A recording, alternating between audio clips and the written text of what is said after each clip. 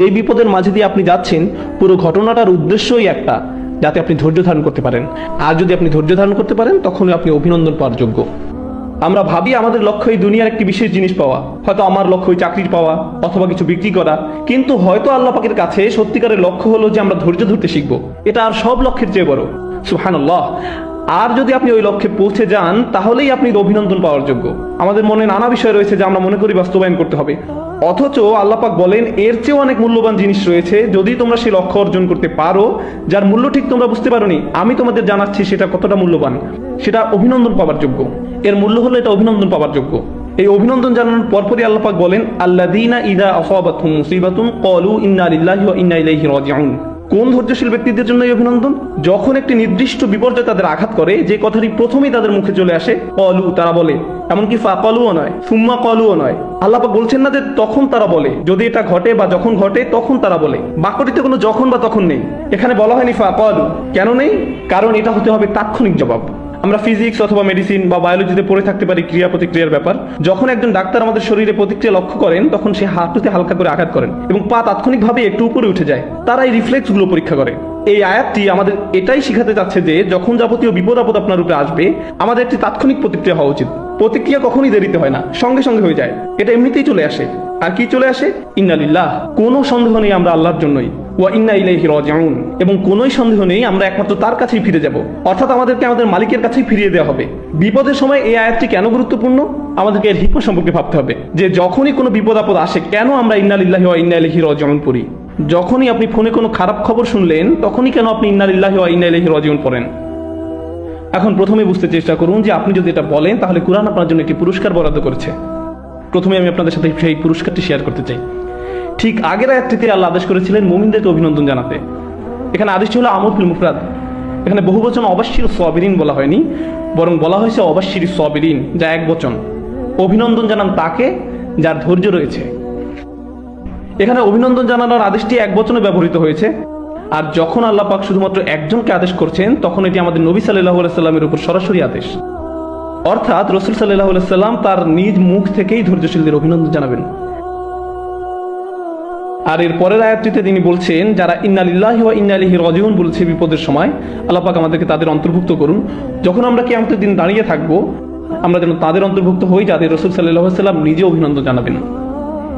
এই আয়াতটিতে এটাই বলছে যে রাসূল সাল্লাল্লাহু আলাইহি সাল্লাম নিজে তাদেরকে অভিনন্দন জানাবেন যারা এই কাজটি করে। আর আমরা অবশ্যই তার কাছ থেকে অভিনন্দন পেতে চাই। যখন আমাদের পরিবারের কেউ আমাদের অভিনন্দন জানায়, তখন এক ধরনের অনুভূতি হয়। যখন স্কুলের প্রিন্সিপাল অভিনন্দন জানায়, তখন এক ধরনের অনুভূতি হয়। আবার যখন ভার্সিটির ডিন আমাদের অভ্যর্থনা জানায়, তখন এক রকমের অনুভূতি হয়। আর যখন রাসূল সাল্লাল্লাহু আলাইহি সাল্লাম ওই ধৈর্যশীলদের অভ্যর্থনা জানাবেন, আল্লাহ পাক তাকে আদেশ করেছেন তাদের অভিনন্দন জানাবার জন্য। আমরা অবশ্যই সেই ধৈর্যশীলদের একজন হতে চাই। এটাই সেই পুরস্কার। এখন আমরা ইন্না লিল্লাহি ওয়া ইন্না ইলাইহি রাজিউনে ফিরে যাই। কিছু উদাহরণ দেওয়া যাক। আমি জানি আপনাদের কারো কারো সমস্যা হয়তো এর চেয়ে অনেক বড় যে উদাহরণটি আমি দিচ্ছি আমার কল্পনা থেকে। আপনারা আমার ব্যাপারেই ভাবুন উদাহরণগুলো। ধরুন আমি একটি প্রাইভেট কার ড্রাইভ করছি, একদম নতুন কেনা, কিন্তু কিছুক্ষণ পরেই গাড়িটিতে কোনো একটি সমস্যা দেখা গেল। বাধ্য হয়ে গাড়িটি সাইড করে রাস্তার পাশে রাখতে হলো। প্রচন্ড রাগ হলো আমার, অনেকগুলো টাকা দিয়ে গাড়িটা কিনলাম, কিভাবে হতে পারে এমন কিছু? জরুরি একটা কাজ মিস হয়ে যাচ্ছে, এই গরমে জ্যামের মধ্যে আটকে আছি, ওইদিকে এসিটাও ঠিক মতো কাজ করছে না। এই সব কিছুই নিজের মনে ভাবছি। কিন্তু একজন সত্যিকারের মুমিন হিসাবে যেটা ভাবা উচিত, তা হলো ইন্না লিল্লাহি ওয়া ইন্না ইলাইহি রাজিউন। কেন? কারণ আমি ভাবছি গাড়িটার উপর আমি বিরক্ত, কারণ আমি এটার মালিক, গাড়িটা আমারই। কিন্তু আমি নিজেকে মনে করিয়ে দিচ্ছি যে আমি কিছুরই মালিক নই, বরং আমি নিজেও অন্য কারো সম্পত্তি। আমি একমাত্র আল্লাহর, তিনি তো আমার মালিক, কোনো সন্দেহ নই আমি তারই জন্য। কিভাবে তাহলে আমি অভিযোগ করবো কিছুর ব্যাপারে? আমি তো কিছুরই মালিক নই। মানুষ তখনই রেগে যায় যখন সে প্রাপ্য কিছু আশা করে। যখন আমার কিছু পাওয়ার কথা ছিল, যখন আমার ফোন ঠিক মতো কাজ করছে না, গাড়িটা ঠিকভাবে কাজ করছে না, লাইটটা অন হচ্ছে না, যখন প্রাপ্য কিছু আমরা না পাই, তখনই আমরা রেগে যাই। অথচ এই আয়াতটিতে আমরা বলি ইন্না লিল্লাহ। আমরা মেনে নেই যে আসলে আমাদের প্রাপ্য বলতে কিছু নেই। আমি তো আল্লাহর জন্য, তিনি আমার মালিক, সবকিছু তার প্রাপ্য, আমার নয়। এটা সব কিছুকে শান্ত করে দেয়। তখন এই দুনিয়া আমরা যা পাই সবকিছু উপহার স্বরূপ। এমন কিছু নয় যে আমরা অর্জন করি, বরং উপহার মাত্র। আর যখন কিছু পাই না, তখন বুঝতে পারি যে এটা তো আমার প্রাপ্যই নয়। আমরা আমাদের হাতকে খুব স্বাভাবিক কিছু মনে করি, আমাদের চোখকেও তেমনি স্বাভাবিক কিছু মনে করি, আমাদের নাককেও খুব স্বাভাবিক কিছু মনে করি, আমাদের জিহ্বাকে স্বাভাবিক কিছু মনে করি। আমি যে আপনাদের সামনে দাঁড়িয়ে কথা বলছি, আমি যে আপনাদের সাথে কথা বলতে পারছি, সব কিছুকে আমরা একদম স্বাভাবিক কিছু বলে মনে করি। কিন্তু এই জিহ্বার মালিক আমি নই। আমি তো কাউকে এই জন্য টাকা দেইনি, একমাত্র আল্লাহ পাকই এটির মালিক। তাই যদি কখনো তোতলামি চলে আসে, ইন্না লিল্লাহ। আর এই সমস্যাটার দ্বিতীয় অংশ, আল্লাহ পাক কিভাবে আমাদের ধর্মের সকল সমস্যার সমাধান দেন, কি জ্ঞান গর্ভ দিক নির্দেশনা না আল্লাহ আমাদের দিয়েছেন যখন আমরা বিপদে পড়ি। দ্বিতীয় অংশ হলো ইন্না ইলাইহি রাজিউন, কোনো সন্দেহ নেই তার কাছে আমরা ফিরে যাব। কেন এটা গুরুত্বপূর্ণ? কারণ আমি আপনি এই মুহূর্তে যে বিপদেই থাকি না কেন, সেটা চিরস্থায়ী নয়, চিরস্থায়ী নয়। সেটা হোক সেটা টাকা পয়সার সমস্যা, স্বাস্থ্যগত সমস্যা, পরিবার নিয়ে সমস্যা, ইমোশনাল সমস্যা, শারীরিক সমস্যা, যেটাই হোক, কোনোটাই চিরস্থায়ী নয়। কারণ আমি আপনি আমরা নিজেরাই চিরস্থায়ী নই। যখন আমরাই স্থায়ী নই, তাহলে আমাদের সমস্যাগুলো কিভাবে স্থায়ী হবে? আমরা নিজেরাই আল্লাহ পাকের কাছে ফিরে যাব।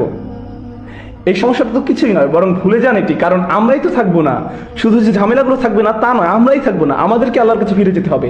সবকিছু সঠিক দৃষ্টিকোণ থেকে বিচার করুন, আর তখনই আপনি বুঝতে পারবেন যে আসলে আপনার কি নিয়ে চিন্তা করা উচিত। সার্বিক দিক থেকে সবকিছু বিচার না করলে যে কোনো ভুল ব্যাপারে আপনি মনোনিবেশ করতে পারেন। আমার শিক্ষক সবসময় একটা উদাহরণ দিতেন যে যদি কোনো বিল্ডিং এর ভিতরে থাকো, যদি সেখানে আগুন লাগে, আপনি সেই দালানের ভিতরে আপনি কারোর সাথে ঝগড়া করছেন যে কোন দেয়ালে কোন রং করা যায়। আমার মনে হয় ধূসরের সাথে নীল রংটা ভালো লাগছে। জনাব, বিল্ডিং এ আগুন লেগেছে, আমাদের এখন সবার আগে পানি দরকার, আগুন নিভাতে হবে, এখান থেকে বের হতে হবে। এখানে আগের কাজ আগে করতে হবে। যখন আমরা পুরো প্রেক্ষাপট বুঝবো যে আরো বড় সমস্যা আছে, আর সেই সমস্যাটি হলো যে আমরা এখনো মেনে নেইনি আমরা আল্লাহ পাকের জন্য। হয়তো কখনো কখনো আমি আপনি সমস্যার মাঝে যাই এই জন্যই যাতে আল্লাহ পাক আমাদের মনে করে দিতে পারেন যে আমরা সবাই আল্লাহর জন্য। হয়তো আমি আপনি কোনো বিপদের মধ্যে দিয়ে যাচ্ছি এই জন্যই যে আল্লাহ আমাদেরকে সেই পুরস্কারটি দিতে চান যে আমরা শুধু জিহ্বা দিয়ে বলবো না, আমরা মন থেকে বলবো ইন্না ইলাইহি রাজিউন। শুধু এটাই অনেক বড় এক পুরস্কার। এটা যদি আমরা মনে গেঁথে নিতে পারি, তবে ধৈর্য ধরা তখন অনেক সহজ হয়ে যাবে। আর যদি আমি আপনি ধৈর্য ধরতে পারি, আল্লাহ পাক আমাদের ধৈর্যশীলদের অন্তর্ভুক্ত করুন, তবেই আমরা রাসূল সাল্লাল্লাহু আলাইহি সাল্লামের অভ্যর্থনা পাবো। শেষ বাকি কয়েক মিনিটে আমি বলতে চাই, এটা ছিল দুটো আয়াতের একটি যে ব্যাপারে আমি কথা বলতে চেয়েছিলাম। বিপদের প্রতি আমাদের প্রতিক্রিয়া হলো ইন্না লিল্লাহি ওয়া ইন্না ইলাইহি রাজিউন। কিন্তু এখন শেষ কিছু মিনিটে আমি অন্য একটা বিষয় নিয়ে কথা বলতে চাই। জীবনে যত বিপদ আসে, সমস্যা বা চ্যালেঞ্জের মুখোমুখি হতে হয় তা নিয়ে।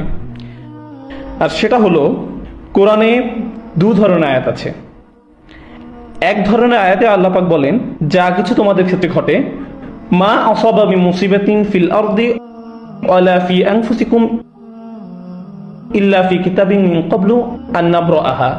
জীবনে যত রকম বিপদ হয়, যেখানেই হোক, যার উপরই হোক, এমন কোনো বিপদ নেই আকাশে মাটিতে, যেখানেই হোক, যেখানেই ঘটুক, যেটা আগে থেকে কিতাবে লেখা নেই, এটা পূর্ব নির্ধারিত। অর্থাৎ যে আল্লাহ পাকের কদর যেটা হবে